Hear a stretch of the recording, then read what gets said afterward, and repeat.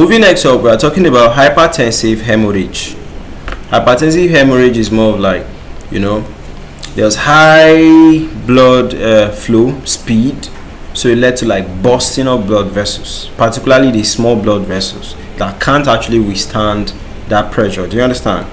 So the pathology is more of like, how it actually came to be and how it will look like.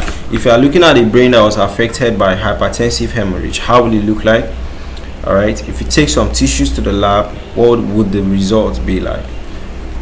So first, you should know that is what a form of intracerebral hemorrhage, that's bleeding in the brain, caused by chronic high blood pressure. So the blood was flowing at a crazy speed, So it damages what?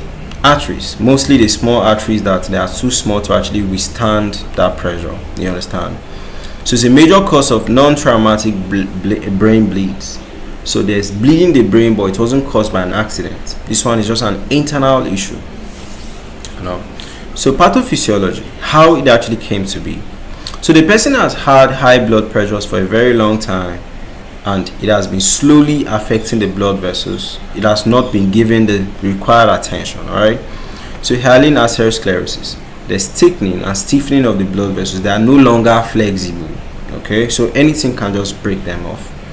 Hyperplastic Arteriosclerosis, so onion skinning of arterioles in severe cases.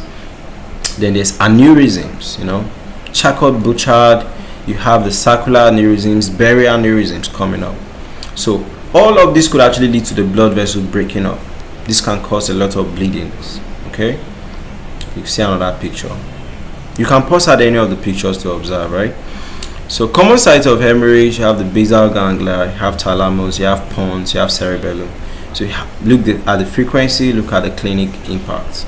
Okay, it's an imaging showing it. So histological features: disrupted brain tissues with central hematoma, compressed ischemic zone around the clot, cerebral edema develops over days, worsening the increment in the pressure of the brain. The vascular changes like lipohyalinosis, fibrinoid necrosis, microaneurysms. Okay, so clinical consequences: sudden onset of headache. Okay, risk of herniation due to mass effects. All right. So prevention and management is you are trying to control your blood pressure so that it doesn't actually get worse over time. Imaging is to help localize the extent. The surgical evacuation may be needed in selected cases. Right, so that's it for hypertensive hemorrhage.